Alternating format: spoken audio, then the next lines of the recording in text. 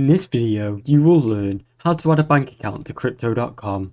First, open the Crypto.com app. Launch the app or tap on the three menus icon. Navigate to cash. Tap on the cash to access your fiat wallet. Select open for Great British Pounds or US dollars. Choose the currency in the wallet you wish to set up, then tap open. Accept the current terms and conditions. Review and accept the terms and conditions for your selected currency wallet.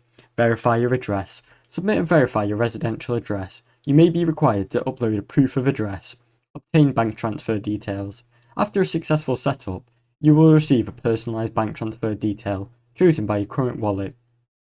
Initiate a bank transfer. Using the bank's app or online portal, set up a new payee using the provided bank details, then initiate a transfer from your personal account to Crypto.com account.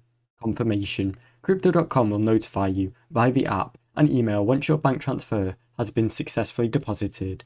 Thanks for watching. Don't forget to like and subscribe.